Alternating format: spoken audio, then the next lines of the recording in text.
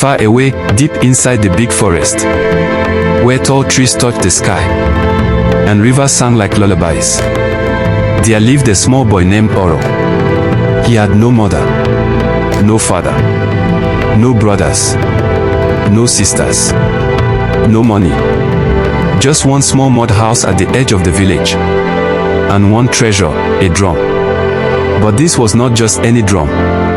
It was made from the wood of a sacred iroko tree that had fallen during a great storm. Oro found the tree when he was just a child. With his own hands, he carved the drum, and an old hunter gave him the animal skin to cover the top.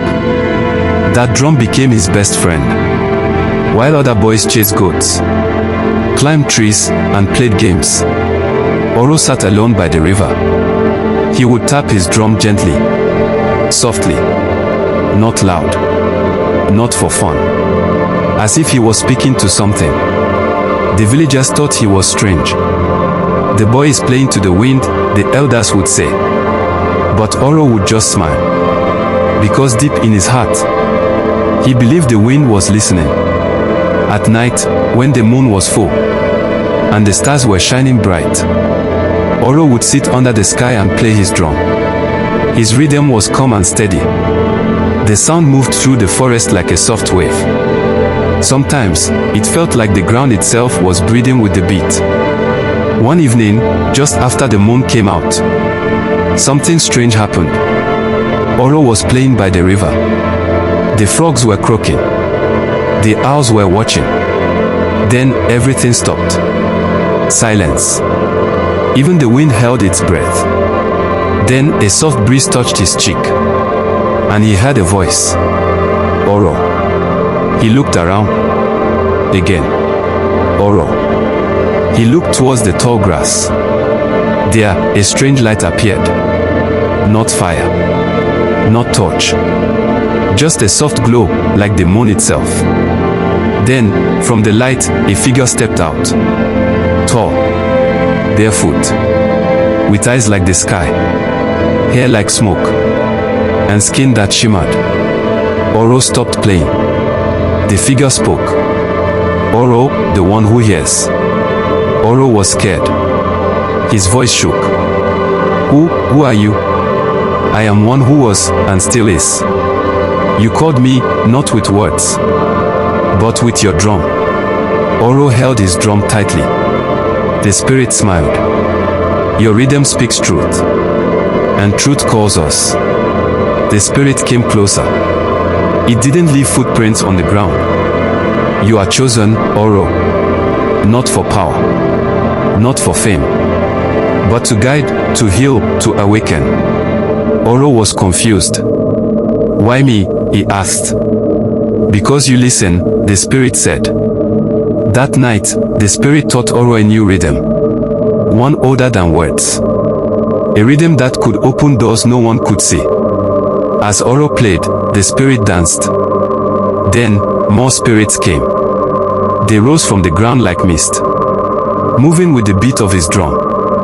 Oro was no longer alone. Every night, while the village slept, Oro played his drum, and the spirits came. Some laughed, some cried, some whispered secrets about the world. They told stories about the first rain, about animals who once spoke, and ancestors watching from beyond.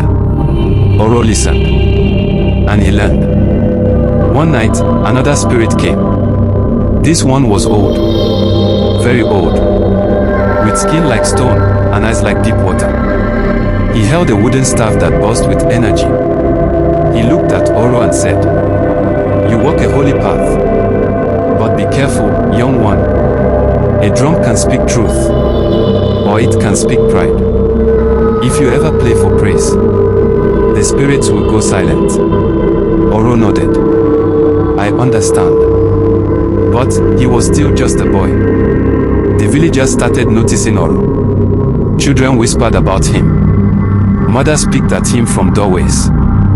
And soon, the chief heard. The chief was a big man. He wore red robes and a crown made of ivory. He sent for Oro. "Young drummer," the chief said, "I have heard of you. Come and play at the full moon festival. I will give you gold. I will make you famous. The whole world will know your name. Oro said nothing. The chief brought out a drum, big and fine, covered with lion skin, decorated with shiny cowries. This is for you, he said. Oro's hands shook. He wanted to say no, but the gold sparkled. The people clapped, and his pride started to rise. The night of the festival came. The village was full of music. People danced.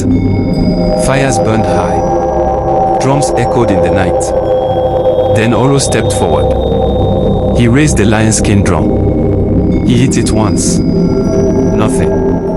Again. Still nothing. No sound. No spirits. No rhythm. The crowd murmured. Oro ran. He ran into the forest. He grabbed his old iroko drum. He played and played, but the wind was quiet. The trees stood still. The spirits were gone. He cried. For days, his hands became sore. His heart felt empty. Then, one night, the wind returned. Soft, gentle, a breeze. And from it came one spirit, not strong, but smiling. Gifts are not for glory, it said. They are for purpose. Oro fell to the ground. I forgot, he whispered. The spirit touched his head. Then remember. From that day, Oro changed. He didn't play for crowds. He didn't play for gold. He played for the sick, for the lonely, for those who were sad. Little by little, the spirits returned. Not all, but enough. And when Oro played, the wind danced again. The river sang. The trees moved. And the village, they no longer laughed. They listened. Because when you use your gift for good, the world will always listen.